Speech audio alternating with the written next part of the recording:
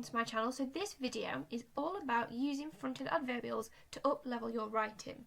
So it might be that you just want to find out what fronted adverbials are or have a bit of a recap, or it might be that you're actually here because you've been through one of my writing workshop videos and you just want to go through them again. If you've not checked out the writing workshop videos, I would definitely recommend them. I will pop the links to them down below in the description and also at the end of this video. Let's find out what's wrong with this piece of writing. So, Miss Quinn went on her first holiday of 2020. She travelled to Disneyland Paris by train.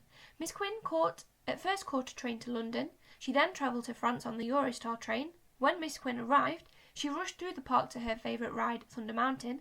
Miss Quinn then remembered that she'd left her suitcase at the train station in her rush to get to the park. It's really exciting because it's all about Disneyland. The biggest issue with this is that I have started every single sentence with either Miss Quinn or the pronoun she. It's really boring, tedious writing. It doesn't flow. So what I need to do is I need to up-level this piece of writing, and I can do that by adding fronted adverbials. Noun at the beginning of the sentence to avoid adverbials help them. Fronted adverbials help replace the noun at the beginning of the sentence to avoid repetition, which was obviously a big issue with my piece of writing because every sentence either started with Miss Quinn or she, and it just made that piece of writing very repetitive. So here I've taken a snippet from that first piece of writing we looked at. Miss Quinn went on her first holiday of 2020. She travelled to Disneyland Paris by train. Miss Quinn first caught a train to London. So you can see here that there's a lot of repetition. It's very samey, it doesn't flow. So we're going to try and improve this by using fronted adverbials. Using it for the first 2 times, that's absolutely fine because we still have to remove every single noun or pronoun. Because if you're using it for the first 2 times, that's absolutely fine because we still need to know who it is that we're talking about. So I can keep the first 2 sentences the same because I've started it with a proper noun and then I've used a pronoun for the second sentence. But then instead of repeating the proper noun Miss Quinn for the third sentence, I've replaced it with the fronted adverbial. First of all, she caught a train to London. So I've replaced the beginning of that sentence with a fronted adverbial.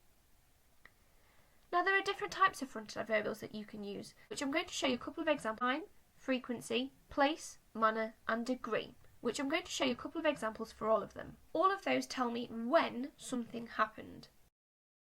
Frequent afterwards, already, today, tomorrow, on Tuesday, later, finally. All of those tell me when something happened. Frequency means how often is this thing happening. So things like daily, weekly, really, nearby, over my shoulder, far away. Where is this event happening?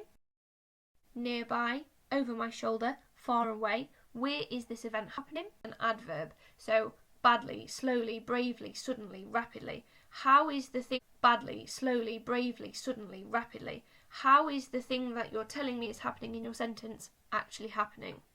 May happen, perhaps, just. So how likely is that thing to happen?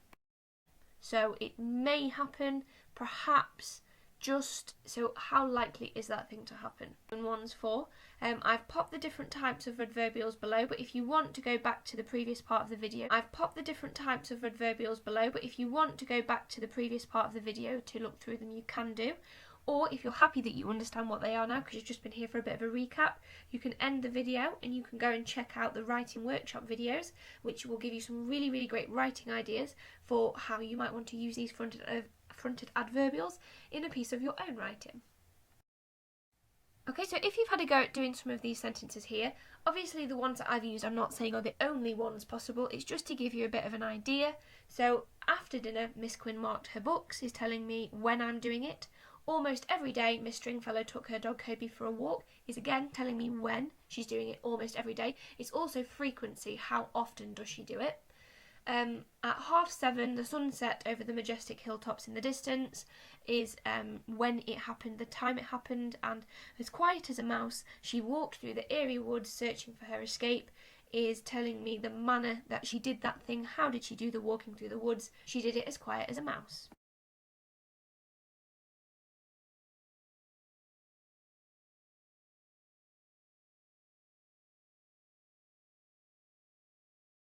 This ain't over.